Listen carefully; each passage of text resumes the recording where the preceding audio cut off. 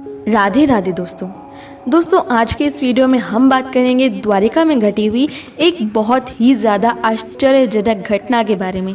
दोस्तों आज तक आपने दुर्वासा ऋषि जी को कई लोगों को श्राप देते हुए तो अवश्य देखा होगा, लेकिन आज की इस वीडियो में हम आपको बताएंगे कि किस प्रकार दुर्वासा ऋषि के एक वरदान के कारण माता रुक्मिणी आजीवन के लिए एक युवा कन्या यानी कि एक जवान कन्या बनी रही थी। दोस्तों आज की इस वीडियो की कहानी ली गई है महर्षि दुर्वासा एंड श्री दुर्वासा आश्रमा नामक एक पुस्तक से, जो कि सबसे ज़्यादा प्रसिद्ध है दुर्वासा ऋषि के जीवन में उनके द्वारा की गई सभी लीलाओं को बताने के लिए। फटे पुराने कपड़े पहने हुए बेल वृक्ष की लाठी पकड़े वो इधर उधर घूमने लगे, सच्चे प्रेम और भक्ति के स्रोत की तलाश में।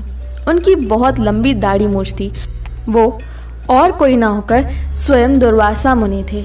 दुर्वासा द्वारिका के बाहर शाही रास्तों पर चौराहों पर घूमते हुए जोर से चिल्लाने लगे कि कौन इस ब्राह्मण दुर्वासा को अपने घर में आतिथ्य प्रदान करेगा और मेरे अनुरूप मेरा सम्मान और सेवा करेगा। मैं बहुत ही क्रोधी स्वभाव का हूँ, अतः सावधानी से जो भी मुझे अपने घर ले जाएगा, मेरे प्रति क्रोध नहीं करेगा और मेरी अच्छी से सेवा करेगा, उसे अभय दान मिलेगा। जब द्वारिका में किसी ने भी उनके डर के कारण उनका आतिथ्य स्वीकार करने से मना कर दिया, तो फिर स्वयं भगवान श्री कृष्ण उन्हें अपने महल ले गए और उनकी सेवा उन्होंने स्वयं की। दुर्वासा परीक्षा लेने के लिए प्रभु श्री कृष्ण की उनकी लीला में सहायता करने के लिए अजीब सी हरकतें करने लगे। कभी अकेले हजारों लोगों का खाना मुँह खा लेते थे, कभी अनुचित समय पर खाना मांगने लगते, कभी अकारण ही क्रोध करते, कभी वो जोर जोर से रोते, कभी अचानक से जोर जोर से हंसने लग जाते। उन्होंने एक बार तो बिस्तर, बिछौने और अन्य जो कुछ भी उनके कक्ष में था उन सबको भस्म भी कर दिया था और उस स्थान से वो चले गए। बाद में वो कृष्ण के सामने जाकर उनसे कहते हैं कि कृष्ण, मुझे बहुत भूख लगी है, तुम तुरंत मुझे अच्छी और मीठी खीर खिलाओ। तो तुरंत श्री कृष्ण और माता रुक्मिणी ने स्वयं ही खीर बनाकर महर्षि को दी। थोड़ा खाकर दुर्वासा मुनि कृष्ण को आदेश देते हैं कि तुम्हें ये गर्म खीर अपने पूरे शरीर पर मलनी होगी। दुर्वासा मुनि की आज्ञा मानकर श्री कृष्ण पूरी खीर अपने शरीर पर मलते हैं। भगवान के पास ही रुक्मिणी देवी भी खड़ी थी।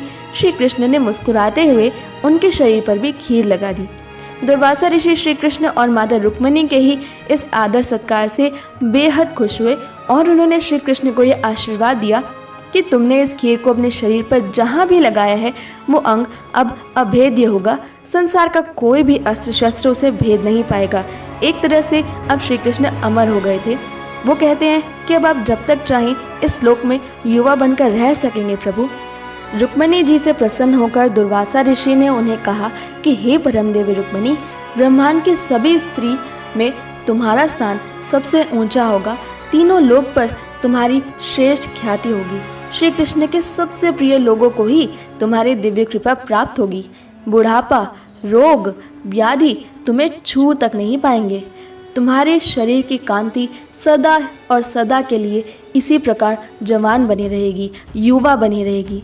श्री कृष्ण की सभी 16,000 रानियों में तुम्हें सर्वश्रेष्ठ और कृष्ण की सबसे प्रिय रानी बने रहने का आदर प्राप्त होगा। इतना कहकर दुर्वासा मुनि ने तुरंत देखा कि श्री कृष्ण के पैर सूखे हैं। उन्होंने अपने पैर पर खीर नहीं लगाई थी।